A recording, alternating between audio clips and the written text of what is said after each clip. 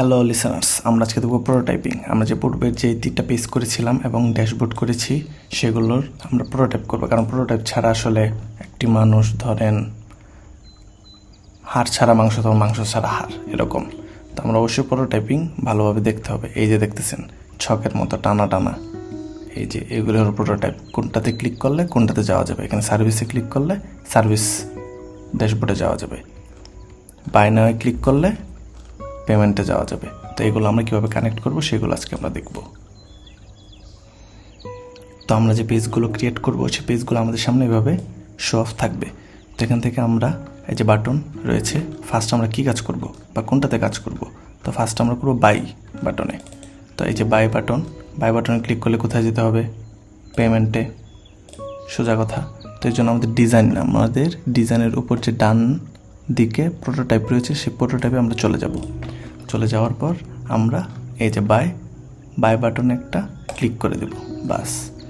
তো ক্লিক করে দিয়ে যেখানে দেখেন একটা অ্যারো চিহ্ন আসছে, এই অ্যারো চিহ্নটাকে আমরা টেনে পেমেন্ট পেজে দিয়ে দেব।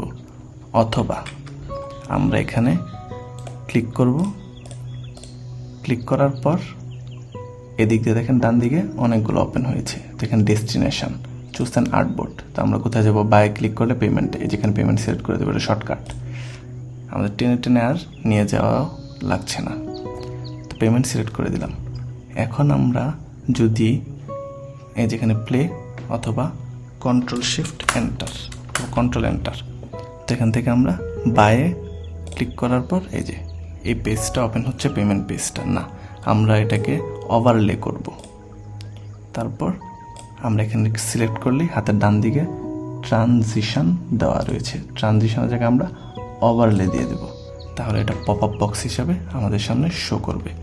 তো এই জন্য আমরা আবার কন্ট্রোল এন্টার, বাই, বাস, একটা প্রোটোটাইপ হয়ে গেল। তো এখন আমরা দেখব সার্ভিসেস বোর্ডটা আমরা কীভাবে এটার সাথে কানেক্ট করব অথবা প্রোটোটাইপ করব।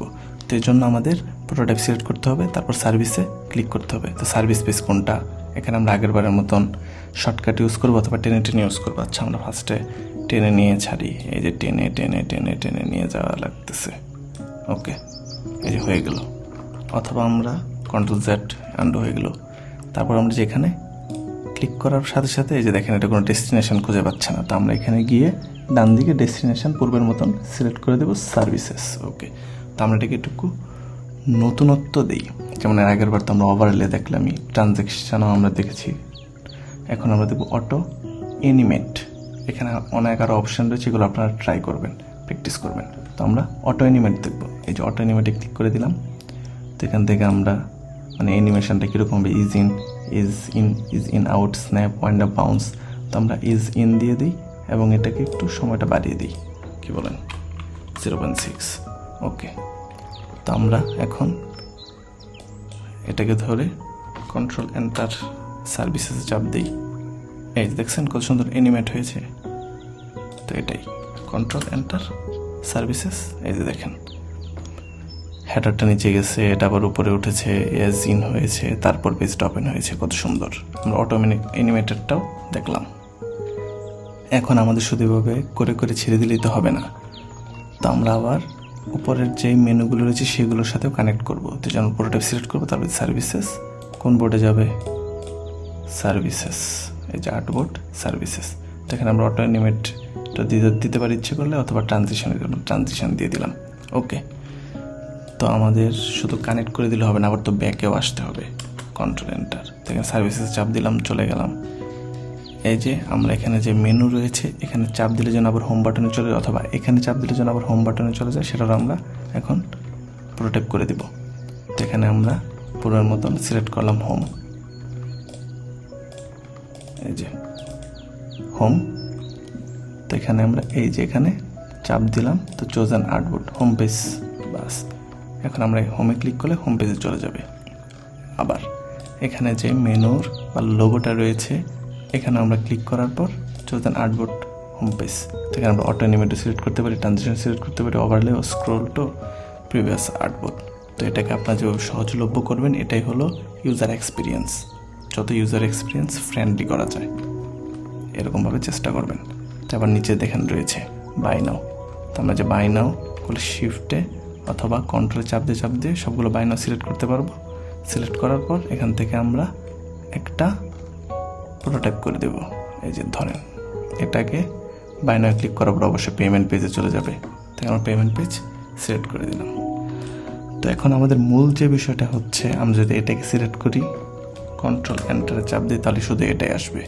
আবার এটাকে সিলেক্ট করলে কন্ট্রোল এন্টারে চাপ দিলে এটাই আসবে। তো আমাদের কি করতে হবে, আমাদের হোম পেজ একটা লক সিস্টেমে সিলেক্ট করে দিতে হবে। তো এই জন্য আমরা প্রথমে এই যে হোম পেজ যে আমাদের রয়েছে, এই হোম পেজে গিয়ে সিলেক্ট করব। করার পরে এই যে হোম আইকন, বাস ক্লিক করে দিলাম। এখন আমরা যেই পেজে সিলেক্ট করি না কেন, কন্ট্রোল এন্টার দেওয়ার পর আমাদের হোম পেজটা শো করবে।